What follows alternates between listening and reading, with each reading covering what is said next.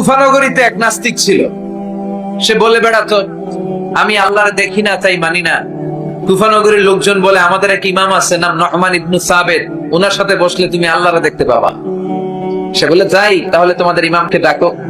সাইয়েদনা ইমাম আবু হানিফা টাইম দিলেন, এই জুমার দিন, আজকে জুমার দিন না, এই জুমার নামাজের পরে ঠিক ভর দুপুরে 2টায় সবাই আমরা একত্রিত হব। নাস্তিকও আসবে, সাইয়েদনা ইমাম আবু হানিফাও আসবে। জুমার সালাতের পরে লোকের বন্যা বয়ে গেল, বাঁধ ভাঙা জোয়ার, অনেক মানুষ।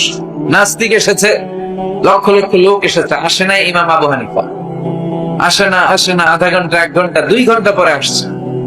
নাস্তিক বলে, এই তোমাদের ইমাম যার কোনো সময়ের জ্ঞানই নাই, এর সাথে কিসের তর্ক? সাইয়েদনা ইমাম আবু হানিফা বলে, ইনদি হুজুর, আমার ওজর আছে। কি ওজর? সাইয়েদনা ইমাম আবু হানিফা বলেন, আমি ঘর থেকে বের হয়ে আসার পথে একটা নদী পার হয়ে আসতাম। আজকে এসে দেখি নদীর মধ্যে কোনো মানুষ টানুষ নাই, নৌকা নাই, মাঝি নাই, কিচ্ছু নাই। তো হঠাৎ দেখলাম পাশে বিশাল বড় একটা গাছ।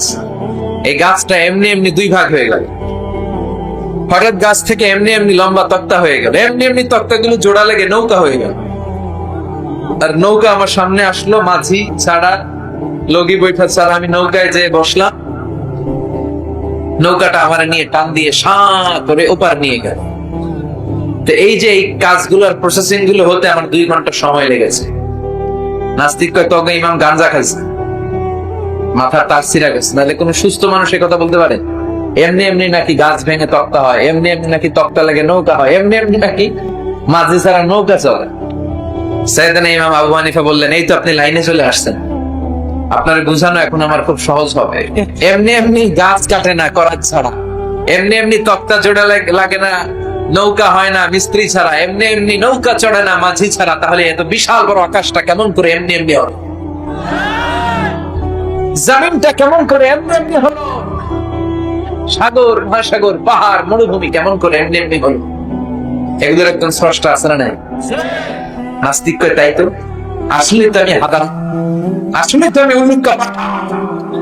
এইভাবে আমি কখনো ভেবে দেখি নাই, এইভাবে তো কখনো চিন্তা করি নাই। ওই ইমাম, তুমি আমার ঘুমন্ত বিবেককে জাগিয়ে দিয়েছো, তুমি আমার চোখের সামনের পর্দাটা উঠিয়ে দিয়েছো, তুমি আমার দৃষ্টিভঙ্গিকে পরিবর্তন করে দিয়েছো।